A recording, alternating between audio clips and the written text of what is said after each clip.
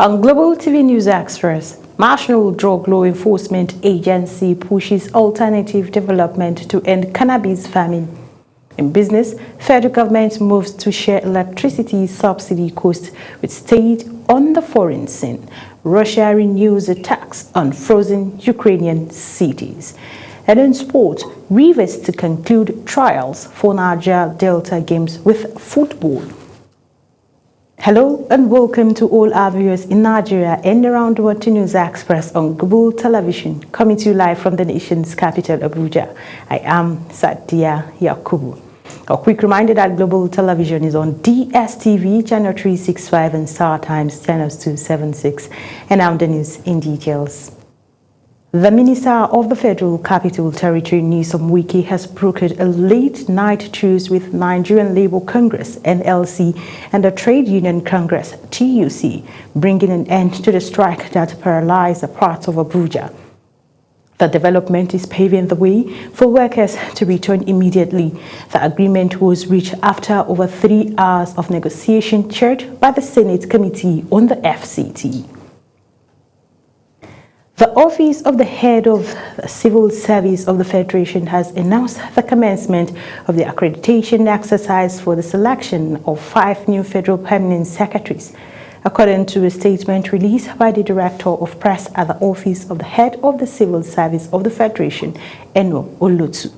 The exercise followed the approval of President Bola Tinubu. He said that the process is designed to fill existing and impending vacancies for candidates from Adamawa, Bayelsa, Enugu, Kano, and Ogun states. Nigerians' fight against illicit drugs is shifting from force to the roots of the problem. The chairman of the National Drug Law Enforcement Agency, Brigadier General Muhammad Buba Marwan, retired, is calling for a stronger national response to a new people-centered strategy aimed at ending cannabis cultivation, rebuilding rural economies, and strengthening national security. Speaking at a press conference in Abuja, the NDLEA chairman urged sustained support for the Alternative Development Program, Africa's first drug control initiative focused on replacing illicit cannabis farming with lawful and sustainable livelihoods. Kikelama Okiri has the details. Official data shows that over 40 million Nigerians use psychoactive substance, with cannabis accounting for more than 75% of illicit drugs seized by NDLEA in the past 5 years. NDLEA Chairman Brigadier General Buba Marwa, retired, says the alternative development models goes beyond crop substitution. It strengthens rural economies, reduces pressure on law enforcement, promotes peace in crime-prone communities, boosts food security, and improves Nigeria's global standing in drug control cooperation. The pilot scheme, recently launched in the 3 cannabis-producing communities in Ondo State, marks a major departure from enforcement-only approaches to drug control. The communities openly renewed their hope in Nigeria and restored their confidence in government.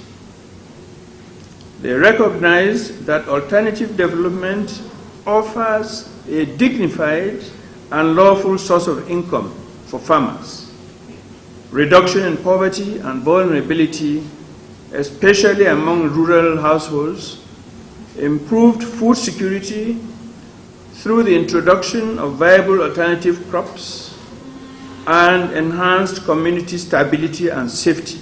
The NDLEA chairman called on all stakeholders, federal and state government, traditional rulers, development partners, the private sector, civil society, and the media to back the initiative for nationwide expansion.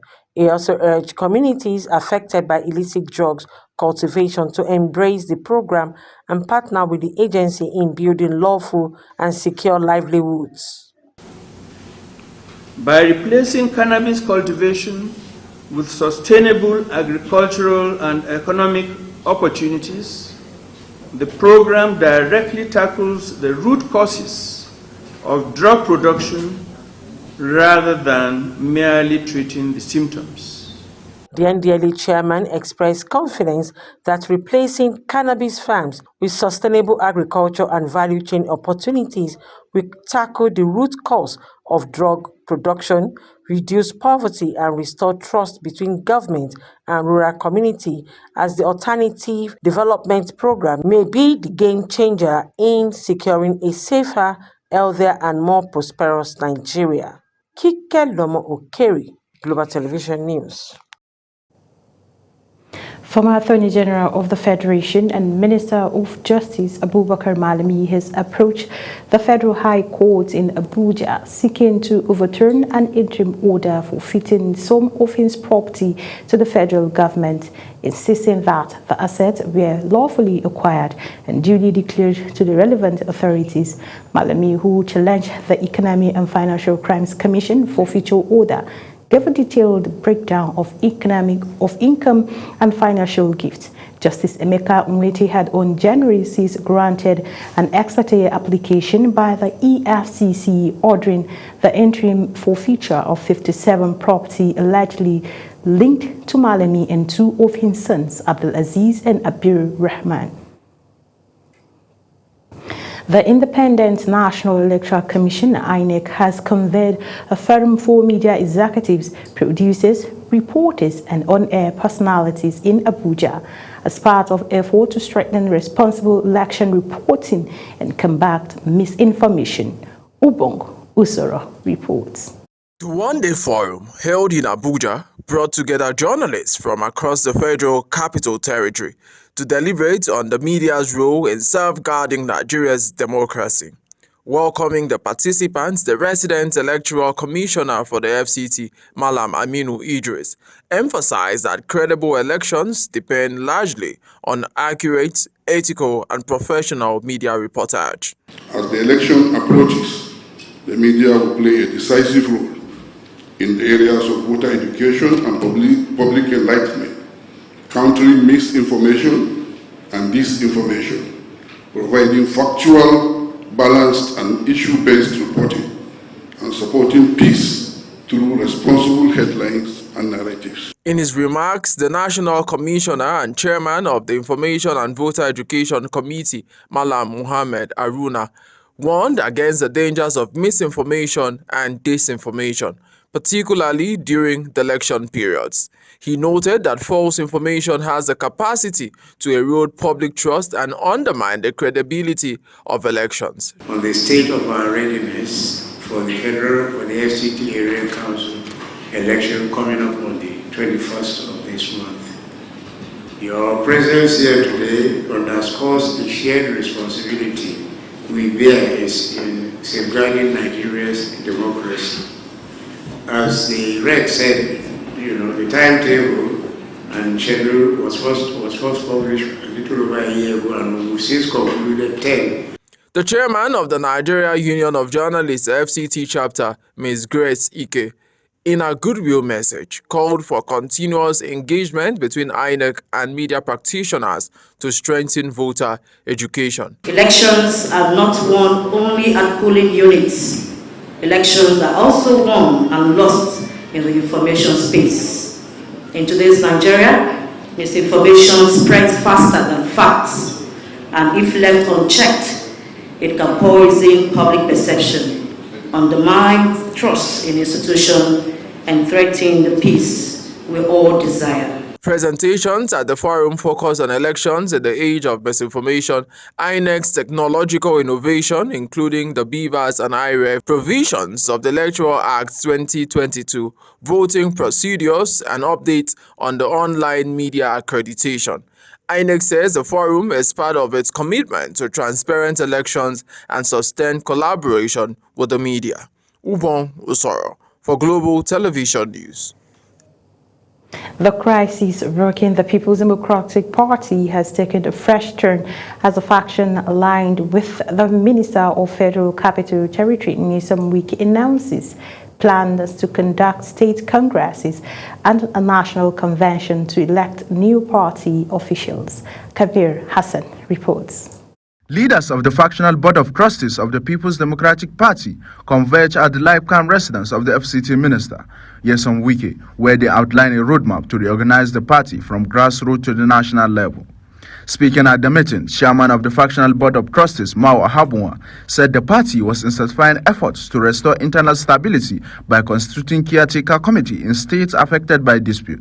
Ahabunwa explained that the caretaker arrangement will pave the way for fresh state congress and untimely a national convention to elect new officials. According to him, the initiative is aimed at rebuilding confidence in the PDP's democratic structure, strengthening internal cohesion and ensuring fairness in the party affairs. The PDP has passed through turbulent waters in recent months. Internal disagreements, leadership disputes, and legal contests that have tested our cohesion. Yet, the party has endured, not because of personalities, but because of institutions. Not because of noise, but because of restraint. Not because of force, but because of fidelity to constitutional order. The Board of Trustees also pledges full support for the Abdurrahman Mohammed-led National Caretaker Committee, insisting that the party activities must strictly comply with the PDP constitution and established guidelines. Ahabunwa noted that the board has a moral responsibility to stabilize the party, urging members to place a collective interest above personal ambition as reforms deepen across the states. The decisions taken at various levels of the party, particularly the cautious approach to the conduct of congresses, must be properly situated within this framework. The delay in congresses was not an abdication of responsibility. It was a deliberate act of institutional caution, born out of respect for our rules, for pending judicial processes, and the supremacy of the rule of law. The crisis within the PDP escalated following a parallel national convention organized by a rival faction aligned with Oyo State Governor Seyi Makinde in Ibadan, which produced a separate national leadership. The Wike-led faction is currently in court challenging the legality of that convention and seeking for its nullification. With both blocs preparing for a separate Congress and convention, the struggle of control of Africa's largest opposition party appears far from over, further deepening divisions within the People's Democratic Party as it continues to grapple with prolonged leadership tussles and legal battles. Kabir Hassan, reporting for Global TV News. The Labour Party, under the leadership of Senator Nenadi Usman, has held a stakeholders meeting in Abuja following recent court judgment affirming the party's leadership structure. Global Television's political correspondent Ubong Usoro was there. The meeting took place at the Abia State Government Lodge in Asokoro, Abuja. Senator Nenadi Usman acknowledged the Independent National Electoral Commission (INEC) for complying with the Federal High Court's judgment granting the party's leadership and uploading of the party's National Working Committee on INEC portal. She also referenced the Supreme Court judgment of April 4, 2025, which nullified earlier rulings recognizing the former National Chairman Julius Abure. The National Secretary, Senator Darlington Walkacha, announced that World Congresses will commence on March 14th, while the party's National Convention is scheduled for April 25th, 2026. He also disclosed plans for nationwide membership revalidation and fresh registration. Abia State's Governor Alex Oti said the Labour Party remains strong despite recent challenges, adding that the party is committed to unity, reconciliation and rebuilding. Included the organization of congresses from the ward to the zonal level, culminating in the National Convention. The Labour Party has announced it will not participate in the February 21st FCT area council elections, while expressing optimism that the party will emerge stronger ahead of the 2027 general elections. Ubong Usoro for Global Television News. The immediate past governor of Benue State, Samuel Ortom, says The People's Democratic Party, PDP, is open to forming strategic alliances with other political parties ahead of the 2027 governorship election. Autumn disclosed these in Makurdi while hosting over 103,000 former appointees who served under the administration. Felicity Nderi was here and now reports. The immediate past governor of Benue State, Samuel Ortom, is laying the groundwork for possible political realignment ahead of the 2027 general elections. Even in the face of immense pressure and opposition from Abuja, you stood still. Speaking in his Makurdi residence, Ortom told former cabinet members and appointees that politics thrives on inclusiveness and shared interest, stressing that the PDP remains open to strategic partnerships aimed at confronting common political opponents. We adopt strategic partnership, and for us here, I've discussed with others here, and we agreed that if it is by age, if it is by strength, if it is by position, George Akume is a leader of Benue politics. Reflecting on the 2023 governorship election, Ortom admitted that he erred by imposing the former Speaker of the Benue State House of Assembly, Titus Uba, as the PDP candidate, acknowledging that the decision contributed largely to the party's poor performance. The mistake I did was to impose a gubernatorial candidate on all of you who were in PDP. I made a mistake I did not ask for. That was my undoing. This man, who was the speaker, when they went for mock primaries, they came back with a result. And he was number 4, not even number 3. Former Attorney General of the Federation and Minister of Justice, Michael Andaka-Hassan, said political forces in Benue State are already exploring strategic alignment to ensure the emergence of credible leadership come 2027. And the APC and PDP that is now recognized, which Ortom is a board member, have entered into strategic management partnership with Senator George Akume-led APC in North Central. The idea is to ensure that good leadership exists in North Central, irrespective of who emerges within the two political parties. Samuel Ortom also cautioned traditional rulers against engaging in partisan politics, warning that such actions are illegal and could be challenged in court. In Makurdi, Felicity Ndere reporting for Global Television News. The Joint Admissions and Matriculation Board has suspended the selection of examination towns for candidates registering for the 2026 Unified Tertiary Matriculation Examination in Ekiti. The board disclosed this in a statement in Abuja by its spokesperson, Fabian Benjamin. He said that the suspension is to enable the board restructure examination towns to ensure closer proximity to candidates and reduce transportation challenges on examination days. You're watching the live broadcast of News Express. News Express continues after these weather forecasts, plus business, foreign and sports stories on the other side of this break. Please stay with us. Let's take a quick look at what the weather has in store as we head in.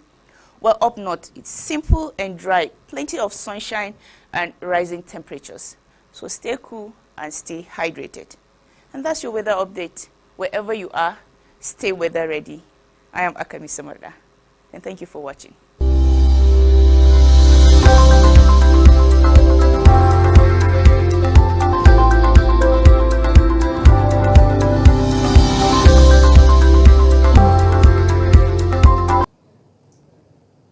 Welcome back from that short break. And in business news, stakeholders at the Nigerian International Energy Summit have called for stronger regulatory diplomacy and a harmonized policy architecture to unlock Africa's vast energy potential. The call was made during a high-level session themed One Africa, One Regulatory Voice, aligning policies for continental prosperity and investment. Kike Lomo Okere has the details.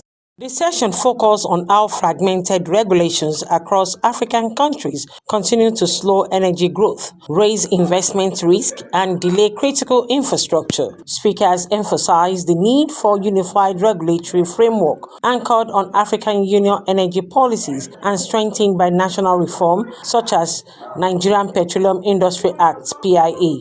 We want to see a regulator that really and truly is the custodian or is managing the entire oil and gas reserves and trying to optimize what we can gain or the value that can be derived from this. And that's part of what came into effect and changed the functions of our business, is enacting and following through laws that will energize the sector.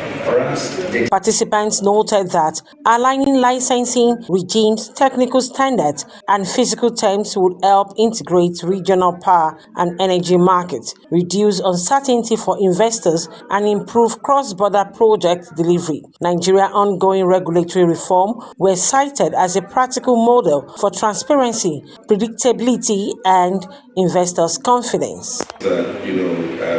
Since coming into upstream, that I've been able to understand working with the regulator here is, again, at the risk of sounding like people comment, but is the clarity that the PIA has introduced. In terms of fiscal. PIA is a work in progress, and a lot is going on, and a lot is going to be seen in the near future. Key again is the issues around investment flowing into the country. We've had over a decade of investment coming, but since the PIA came, we've had. Drawing from regional collaboration and reform, the panel highlighted regulatory diplomacy as a strategic tool for Africa to speak with one voice in global energy markets. Stakeholders agree that a continent-wide approach would position Africa as a competitive energy destination capable of attracting long-term capital and driving sustainable growth. Also look at the increase in the assets and the increase in upstream activities. When this administration started, we had a rig count of only 14 in country.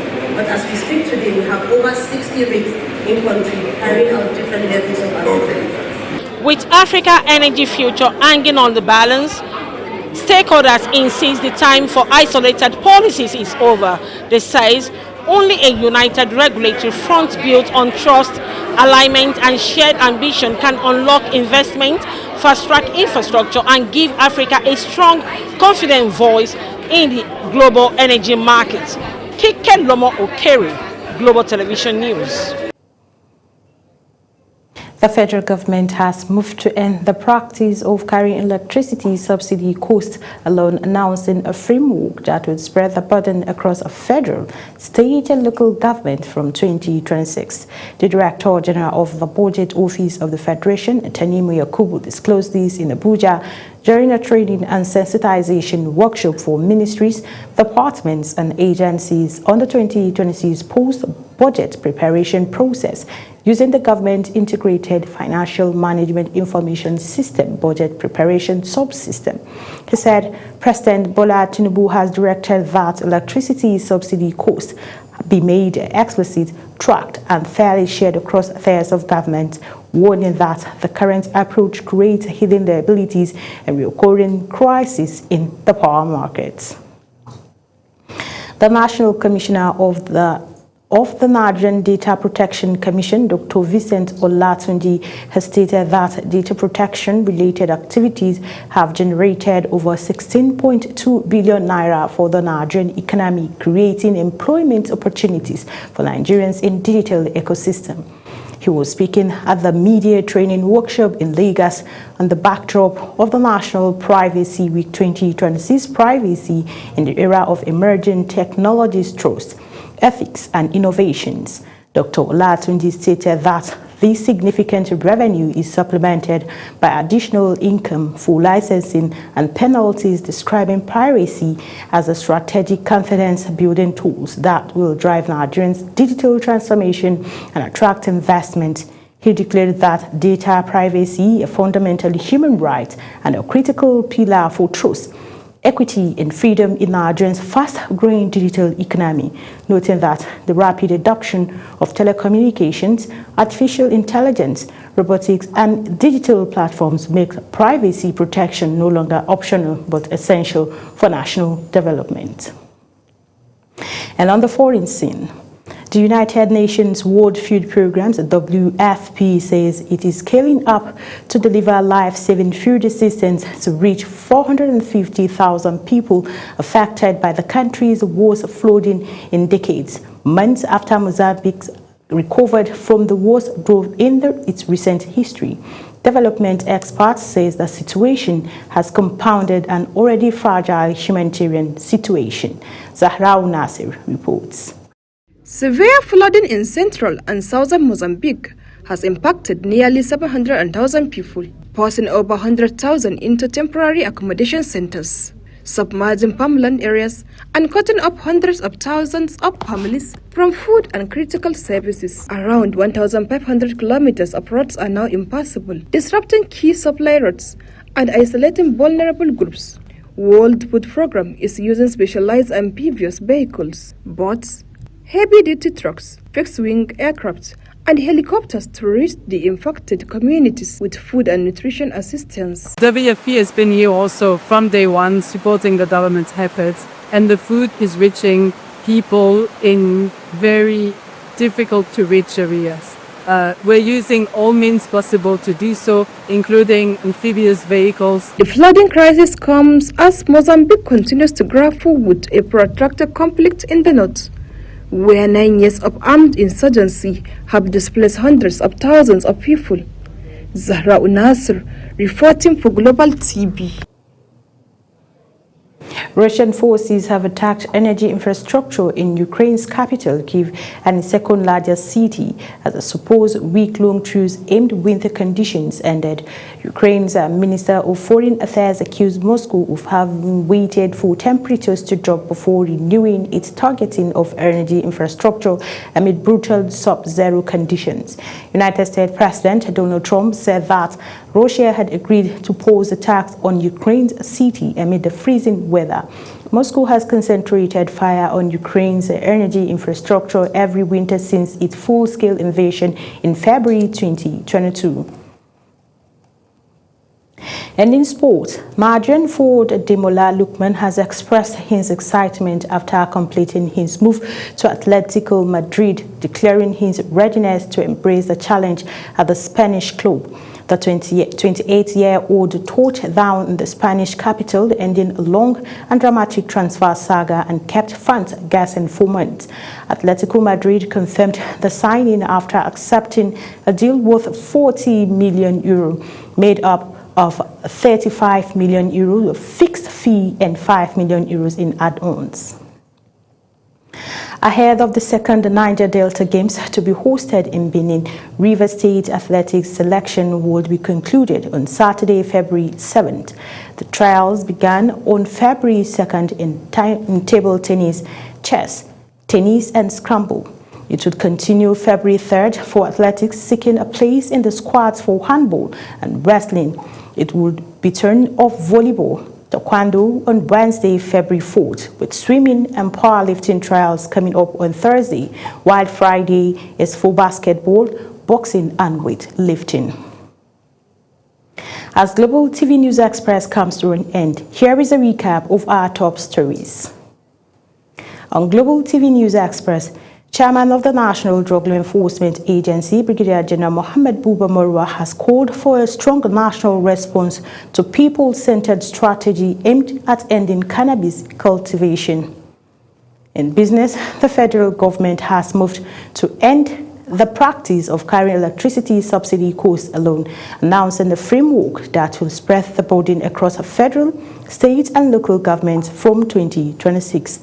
And on the foreign scene, Russian forces have attacked energy infrastructure in Ukraine's capital, Kyiv, and its second-largest city, as week-long truce aimed winter conditions ended.